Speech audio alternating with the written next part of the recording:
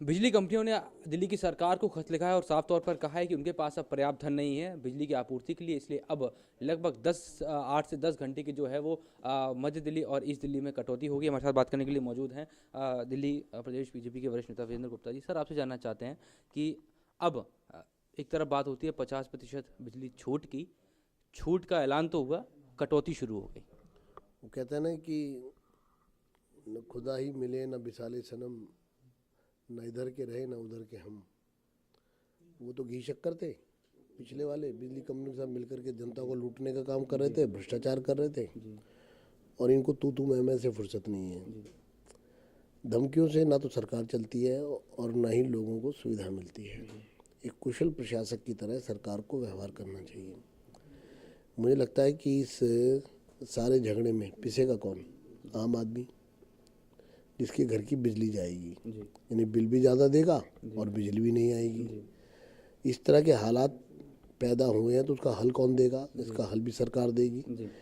और या यूं कहूँ कि खरबूजे पर चक्कू गिरे या चक्कू पर खरबूजा गिरे, पिसेगा कटेगा तो खरबूजा ही, तो पिसेगी तो जनता ही। सॉल्यूशन निकालना चाहिए था, लेकिन उल्टा धमकी दी है कि अगर बात नहीं मानी तो लाइसेंस रद्द कर देंगे। इससे सॉल्यूशन निकलेगा आम जनता के लिए? देखिए, सवाल ये है कि बिजली कोई ऐसी चीज़ नहीं है कि अगर 4 दिन नहीं भी आएगी तो चल जाएगा। ये तो 24/7 का सवाल है। अगर सरकार के पास प्लान बी है और बिना इंटरप्शन के लोगों को बिजली मिल सकती है तो सरकार वो बताए। और सरकार अगर इन्हीं से काम ले सकती है और बिजली के 50% दाम कम कर सकती है तो प्लान वो बताए। लेकिन अभी दोनों प्लान हमारे सामने नहीं है, न प्लान बी सामने है और न प्लान ए हमारे सामने है।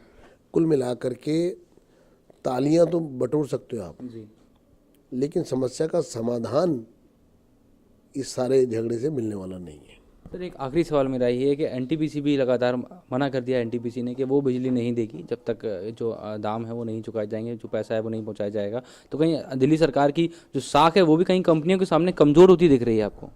मैं साफ रूप से कहता हूँ कि अगर बिजली कंपनियां भ्रष्टाचार कर रही थी और पिछली सरकार उनका साथ दे रही थी तो शायद ये जो कुछ हो रहा है इससे ना तो भ्रष्टाचार मिटने वाला है, ना बिजली के दाम कम होने वाले हैं, बल्कि बिजली कंपनियों की जो एक चीज़ को कहते हैं ना कि और उनकी वैल्यू और बढ़ाने की कोशिश की जा रही है।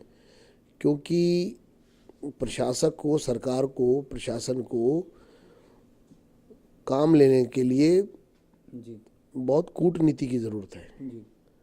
क्योंकि जब अगर आप भ्रष्टाचार दूर करने की बात करते हैं तो उसके लिए आपको एक बहुत स्ट्रॉन्ग सिस्टम की ज़रूरत है जिसके माध्यम से लोगों को बिना असुविधा हुए भ्रष्टाचार को मिटाया जा सके।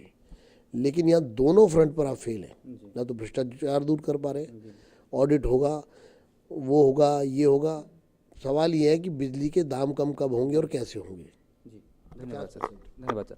तो ये थे वीरेंद्र गुप्ता जी, इनका साफ तौर पर कहना है कि तमाम चीज़ों के बीच अगर कोई पिस रहा है तो वो आम जनता है, जिसके लिए सरकार को जल्द से जल्द सोचना चाहिए। कैमरा पर्सन राजू चौहान के साथ अजितेश मिश्रा, चैनल 1 दिल्ली।